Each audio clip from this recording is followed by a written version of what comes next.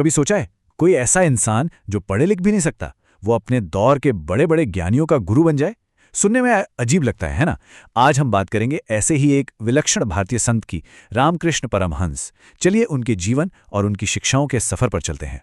तो यही वो सवाल है जो हमें इस पूरी बातचीत में गाइड करेगा। आखिर ये कैसे मुमकिन हुआ? एक अनपढ़ इंसान अपने समय के सबसे तेज दिमागों का गुरु। चलिए इस गुत्थी को सुलझाते हैं। किसी भी कहानी को समझने के लिए उसकी शुरुआत में जाना जरूरी होता है। तो रामकृष्ण की इस अनोखी आध्यात्मिक यात्रा की जड़ें कहाँ थीं? जवाब मिलता है उनके बचपन में, जहां से ये सब शुरू हुआ। तो देखिए, 1836 में उनका जन्म हुआ। नाम था गदाधर चट्टोपाध्याय। एक साधारण गरीब ब्राह्मण परिवार में 5 साल की उम्र में स्कूल भी भेजा गया, जैसे सब बच्चे जाते हैं। लेकिन उनका मन वहां था ही नहीं। जहां बाकी बच्चे हिसाब किताब सीख रहे थे, गदाधर का मन तो बस धार्मिक कहानियों और भजनों में लगता था। जिसे हम पढ़ाई लिखाई कहते हैं, उसमें उनकी कोई दिलचस्पी नहीं थी। और उन्होंने साफ साफ कह भी दिया था, मुझे पेट भरने वाली शिक्षा नहीं चाहिए। सोचिए कितनी बड़ी बात है ये। वो कहते थे कि मैं तो वो सीखना चाहता हूं जिससे सच्चा ज्ञान मिले। यहीं से पता चलता है कि उनकी खोज शुरू से ही कितनी गहरी थी। ये कोई दुनियावी चीजों की दौड़ नहीं थी, बल्कि असली ज्ञान की तलाश थी। तो बचपन के बाद अब कहानी उस मोड़ पर आती है जिसने उनकी पूरी जिंदगी बदल दी। ये वो वक्त था जब वो एक मंदिर में पुजारी बने, और यही मंदिर उनके सबसे गहरे आध्यात्मिक अनुभवों का गवाह बनने वाला था। सिर्फ 18 साल की उम्र थी जब रामकृष्ण दक्षिणेश्वर के मशहूर काली मंदिर में पुजारी बन गए। ये मंदिर उस समय की एक अमीर रानी रासमणी ने बनवाया था, पर यह उनके लिए कोई नौकरी नहीं थी। ये तो उनकी असली साधना की, उनकी आध्यात्मिक खोज के एक नए चैप्टर की शुरुआत थी। बस यहीं दक्षिणेश्वर के इसी मंदिर में उनकी आध्यात्मिक आग पूरी तरह से भड़क उठी। ये जगह गवाह बनी एक साधारण लड़के के रामकृष्ण परमहंस बनने के सफर की। उनकी पूजा पाठ आम पुजारियों जैसी नहीं थी। वो दीवाने थे। उनकी प्रार्थना बस एक ही होती थी, माँ मुझे दर्शन दो। भक्ति इतनी गहरी थी कि वो पूजा के नियम कानून, रस्में सब भूल जाते थे। उनकी पुकार कोई साधारण प्रार्थना नहीं थी, वो उनके दिल की चीख थी। अब जरा सोचिए, जो लोग उन्हें देखते थे वो क्या सोचते होंगे? कोई पुजारी पूजा करते करते समाधि में चला जाए, रोने लगे, हंसने लगे। लोग हैरान थे। सवाल उठने लगे, क्या ये पागलपन है या फिर भगवान से कोई सीधा कनेक्शन? बहुत से लोगों ने तो उन्हें पागल ही समझ लिया था।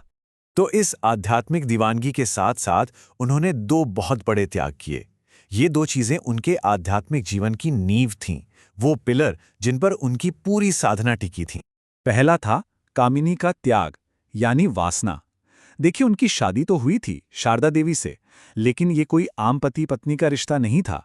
रामकृष्ण उन्हें साक्षात देवी का रूप मानते थे, डिवाइन मदर। वो हर स्त्री में माँ का ही रूप देखते थे। ये एक आध्यात्मिक साथ था, सांसारिक नहीं। और दूसरा बड़ा त्याग था कंचन का, यानी सोना, पैसा, धन दौलत। इसके लिए वो एक बहुत ही अनोखा अभ्यास करते थे। एक हाथ में सिक्का लेते थे और दूसरे में मिट्टी का ढेला, और फिर दोनों को देखते हुए कहते, टका माटी, माटी टका। मतलब पैसा मिट्टी है, मिट्टी पैसा है। और फिर दोनों को नदी में फेंक देते थे। ये सिर्फ कहने की बात नहीं थी, ये एक तरीका था अपने मन को ये समझाने का कि आध्यात्मिक रास्ते पर इन चीजों की कोई कीमत नहीं। अच्छा, यहां तक तो ठीक है, पर अब जो रामकृष्ण ने किया वो सच में क्रांतिकारी था। उन्होंने सिर्फ सुना नहीं, बल्कि खुद अनुभव करने की ठानी। उन्होंने अलग अलग धर्मों के रास्ते पर चलकर देखा कि आखिर मंजिल क्या है।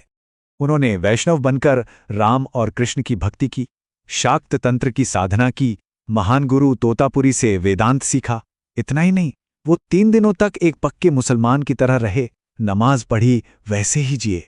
फिर उन्होंने ईसा मसीह के जीवन पर भी गहरा ध्यान किया। वो हर रास्ते पर खुद चले, ये देखने के लिए कि वो कहाँ जाता है।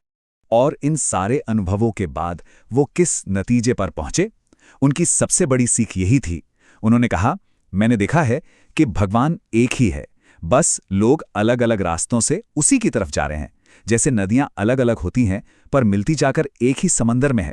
लेकिन जब कोई इतनी बड़ी बात कहता है तो दुनिया उसे परखती भी है। उनकी भी कई परीक्षाएं हुई। चलिए कुछ ऐसे ही किस्सों पर नजर डालते हैं जिनसे उनकी सच्चाई परखी गई। पहली परीक्षा उनके अपने ही एक भक्त मथुर बाबू ने ली।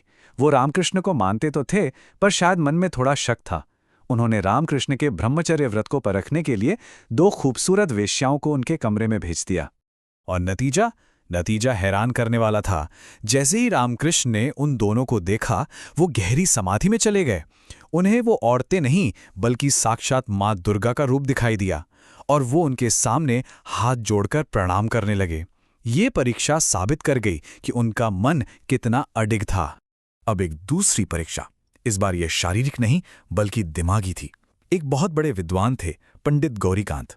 वो आए रामकृष्ण से शास्त्रार्थ करने, एक अनपढ़ पुजारी को बहस में चुनौती देने। लेकिन जब पंडित गौरीकांत ने रामकृष्ण की बातें सुनी, उनके अनुभव को महसूस किया, तो वो रो पड़े। उन्होंने हाथ जोड़कर कहा, मैंने इन दिव्य अवस्थाओं के बारे में सिर्फ किताबों में पढ़ा है, आप तो इन्हें जी रहे हैं। किताबी ज्ञान असली अनुभव के सामने हार गया। तो आखिर रामकृष्ण की विरासत क्या है, उनका असर आज भी क्यों महसूस किया जाता है? चलिए इस पर बात करते हैं।